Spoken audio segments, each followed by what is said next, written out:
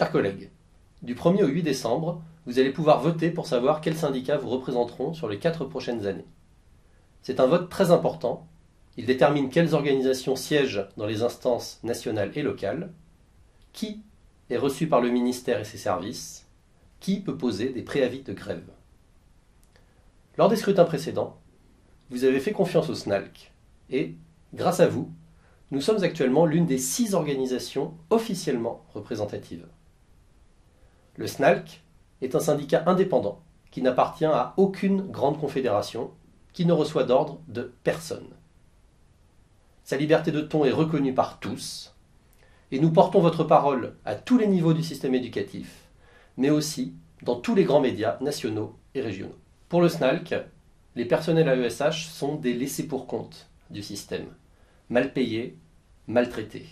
Nous avons de nombreuses revendications pour améliorer votre rémunération, vos conditions de travail et vous permettre d'avoir une vraie carrière.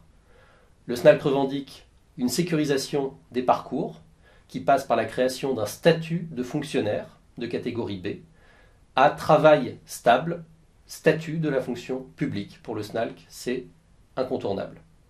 Nous revendiquons aussi que vous puissiez avoir un temps complet avec un seul et unique employeur. Nous demandons une stabilité de votre environnement de travail qui passe immanquablement par l'abandon des PIAL, qui sont des structures toxiques pour vous et qui vous envoient d'une semaine sur l'autre n'importe où avec des conditions d'accompagnement qui ne sont pas bonnes. Nous demandons donc une stabilité de votre affectation et de votre emploi du temps, des recrutements massifs, des brigades de remplaçants aussi pour couvrir les besoins d'accompagnement de tous les élèves notifiés, car l'école inclusive, ce n'est pas la maltraitance des élèves et ce n'est pas la maltraitance des AESH.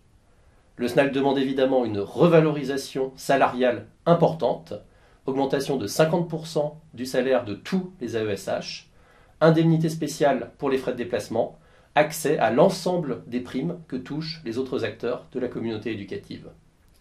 Le SNALC exige évidemment une réelle formation initiale, continue, adaptée aux différents champs du handicap, un accès facilité aux congés de formation, des possibilités de validation des acquis de l'expérience.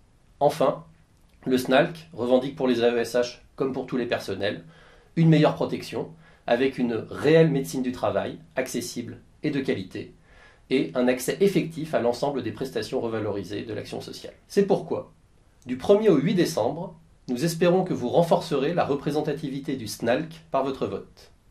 Ainsi, nous pourrons continuer à porter votre parole et nous serons comme toujours disponibles, à l'écoute, réactifs, avec une seule idée en tête, que les personnels de l'éducation nationale bénéficient enfin d'un meilleur traitement.